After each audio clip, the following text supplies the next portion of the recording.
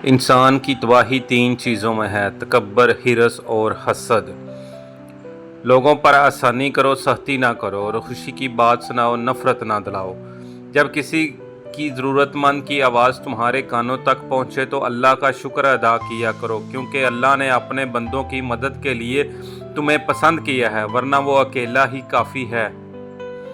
اگر اللہ سے ڈرتے ہو جس کی صفات یہ ہیں: اگر تم بات کرو تو سنتا ہے، اگر دل میں رکھو تو وہ جانتا ہے۔ رشتے تب مضبوط ہوتے ہیں جب آپ کے مالی حالات مضبوط ہوں۔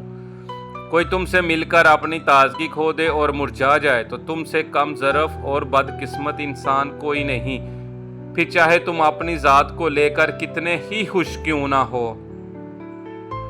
تکلیف بہت ہوتی ہے جب دل میں بہت کچھ ہو اور زبان خاموش ہو، نہ کوئی سننے والا ہو، سمجھنے والا ہو۔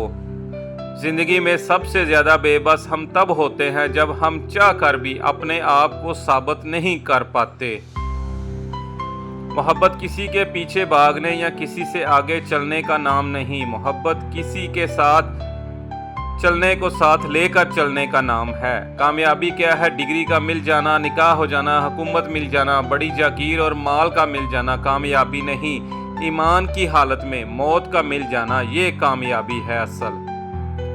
ایک بات پر یقین رکھیں، جو انسان ہمارے حق میں بہتر نہ ہو، اللہ اس انسان کو ہم سے دور کر دیتا ہے۔ بعد میں پچھتاوے مار ڈالتے ہیں۔ والدین حیات ہیں تو ان کو وقت دیں، ان کی قدر کریں اور اپنی خوش نصیبی پہ ناز کریں، اور والدین کے لیے دعا ضرور کریں۔ تین انسان تین چیزوں سے محروم رہیں گے: غصے والا صحیح فیصلے سے، جھوٹا عزت دار اور جلد باز کامیابی سے۔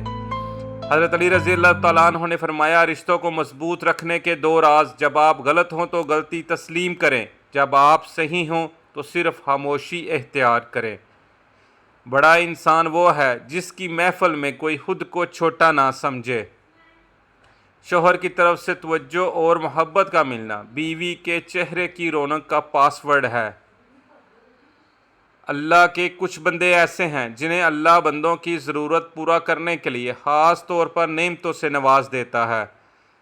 ہار اور جیت تو انسان کے اندر ہوتی ہے، مان لو تو ہار ہے اور ٹھان لو تو جیت ہے۔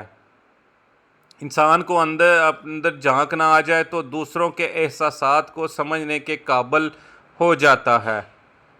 جب خواہشات مر جاتی ہیں تو بس سمجھوتے باقی رہ جاتے ہیں، پھر ہم خوش ہوں یا اداس اس سے کوئی فرق نہیں پڑتا۔ عقل مند انسان دوسروں کا مذاق نہیں اڑاتا، کیونکہ یہ عمل جہالت کی عکاسی کرتا ہے۔ ہر نعمت ہمارے پاس اللہ کی امانت ہے، اسے اللہ ہی کی مرضی کے مطابق استعمال کریں۔ علم دین مستقل مزاجی سے حاصل کریں، خود مطالعہ کی عادت ڈالیں، نیت درست رکھیں اور اللہ کی مدد پر یقین رکھیں۔ حضرت علی کا قول ہے، اگر سب کچھ الٹ ہو رہا ہے زندگی میں تو اللہ کی مدد کے لیے تیار ہو جاؤ، کیونکہ جہاں حالات برداشت سے باہر ہو جائیں وہاں اللہ کی رحمت شروع ہو جاتی ہے۔